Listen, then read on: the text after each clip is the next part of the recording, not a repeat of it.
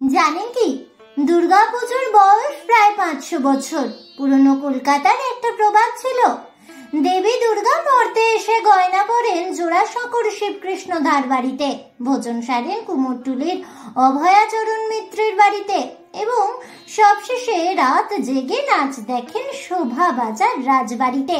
এই প্রবাদ থেকেই বোঝা যায় কলকাতা তথা পশ্চিমবঙ্গের দুর্গাপুজোর সিংহভাগ জুড়ে রয়েছে বনেদি বাড়ির পুজো। কিন্তু জানেন কি, কলকাতায় বারোয়ারি পুজো কিভাবে শুরু হয়েছিল? সেই ইতিহাস জানতে গেলে অবশ্যই ভিডিওটি স্কিপ না করে শেষ পর্যন্ত দেখতে থাকুন। নমস্কার বন্ধুরা, অজানার পথের নতুন পর্বে আপনাদের সকলকে স্বাগত জানাই। আজ থেকে প্রায় 300 বছর আগে অবধি বাংলায় দুর্গাপুজো হতো শুধুমাত্র জমিদার বাড়ি এবং রাজবাড়িতে, যেগুলোকে আমরা চিনি বনেদি বাড়ি হিসেবে। তবে এই পুজো কিভাবে বনেদি বাড়ির উঠোন থেকে বারোয়ারি পুজো হয়ে উঠলো, আজ শোনাবো সেই গল্প। এখন যতই চতুর্দিকে থিমের পুজোর চাকচিক্য থাকুক না কেন, শুরুটা তবে কিন্তু এমন ছিল না। তাছাড়া এই বঙ্গদেশের প্রথম দুর্গাপুজো কবে শুরু হয়েছিল সেই নিয়েও অনেক মতভেদ রয়েছে। তবে সকলেই মনে করেন 1500 শতকের প্রথম দিকেই নাকি এই পুজোর সূচনা হয়েছিল। দিনাজপুর মালদার কোনো এক জমিদার প্রথম এই পুজো শুরু করেছিলেন বলেই মনে করা হয়। সেই জমিদার দেবীর স্বপ্নাদেশ পেয়ে এই পুজো শুরু করেছিলেন পারিবারিকভাবে। তবে সেই সময় দেবী দুর্গার রূপ অন্যরকম ছিল। লোকমুখে শোনা যায় এই পুজোয় দেবীর বাহন ছিলেন সাদা বাঘ এবং সবুজ সিংহ। অন্যদিকে দেবীর চোখ ছিল গোলাকার। কিন্তু ঐতিহাসিকভাবে প্রথম দুর্গা পুজো করেছিলেন তাহিরপুরের ভবানন্দ মহারাজ। তিনি ছিলেন মহারাজা কৃষ্ণচন্দ্রের পূর্বপুরুষ।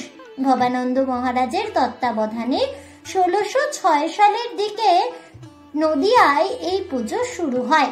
পরবর্তীকালে মহারাজা কৃষ্ণচন্দ্রের আমলে দুর্গাপুজো এক বিরাট উৎসবে পরিণত হয়।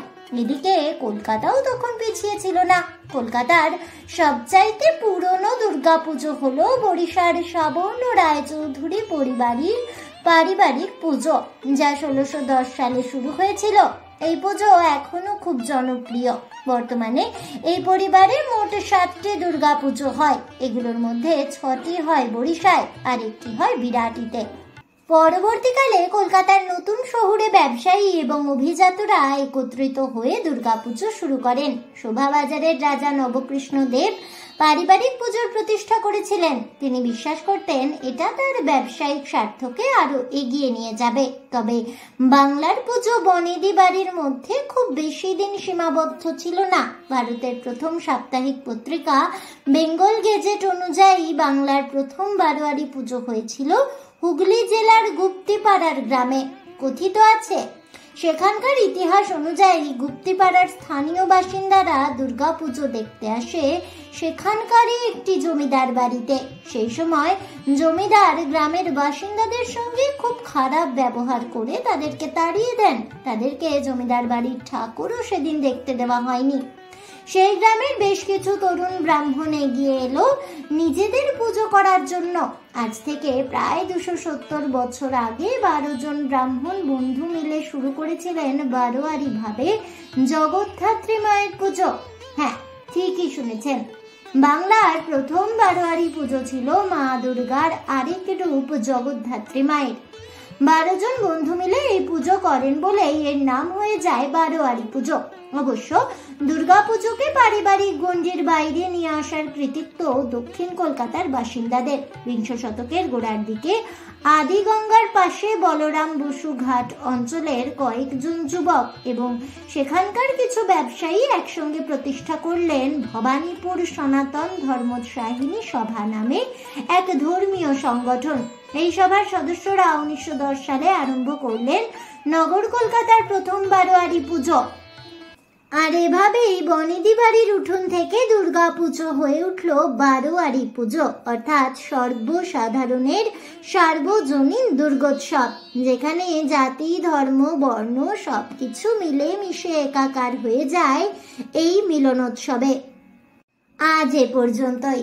জয় দেবী দুর্গার জয় হোক, এই বলে আমার আজকের ভিডিওটি আমি এখানেই শেষ করছি।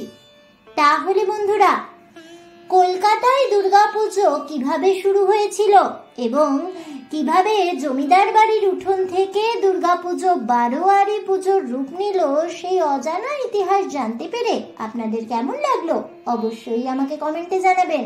ভিডিওটি ভালো লেগে থাকলে লাইক শেয়ার করতে ভুলবেন না। আমার চ্যানেলের নতুন বন্ধু হয়ে থাকলে চ্যানেলটিকে সাবস্ক্রাইব করে দেবেন, পাশে থাকা বেল বাটনটি প্রেস করে রাখবেন নতুন ভিডিওর নোটিফিকেশন পাওয়ার জন্য। দেখা হচ্ছে পরের ভিডিওতে। ততক্ষণ সবাই ভালো থাকুন, সুস্থ থাকুন আর অবশ্যই সঙ্গে থাকুন আর দেখতে থাকুন অজানার পথে।